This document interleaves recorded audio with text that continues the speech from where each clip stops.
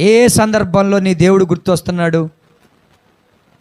చాలామందికి పనికి వెళ్ళేటప్పుడు గుర్తొస్తాడు. ఎలా? ప్రభువా పనికి వెళ్తున్నా, కాపాడయ్యా. ఓకే. లంచ్కి దిగినప్పుడు గుర్తొస్తాడు. ఎందుకు?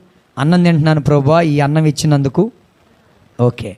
సాయంత్రం ఇంటికి వచ్చేటప్పుడు క్షేమంగా తీసుకొచ్చావని. ఇంతేనా? ఇంతేనా దేవుడి జ్ఞాపకం వచ్చేది?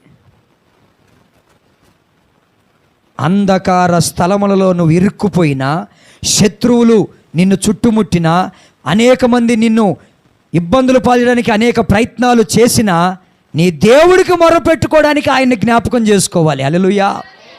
ఆయనకు నువ్వు ప్రార్థన చేయి. మనుషుల ప్రయత్నములను తారుమారు చెయ్యగలిగిన దేవుడు నీతో ఉన్నాడని నువ్వు ఆయన్ని జ్ఞాపకం చేసుకో. నువ్వు పనికి పోయేటప్పుడో, తినేటప్పుడో, వచ్చేటప్పుడో కాదు, ఏ స్థలమందైనా, ఏ పరిస్థితుల్లో ఉన్నా ఆర్థిక ఇబ్బందులు సతమతం చేస్తున్నాయా? ఆర్థిక ఇబ్బందుల్లో కూడా ఆయన్నే జ్ఞాపకం చేసుకో.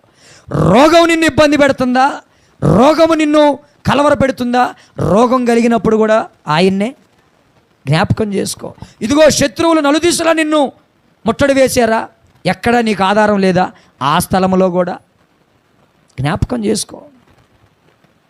దేవుణ్ణి జ్ఞాపకం చేసుకోకపోతే విజయం అనేది ఏ క్రైస్తవుడికి రాదు.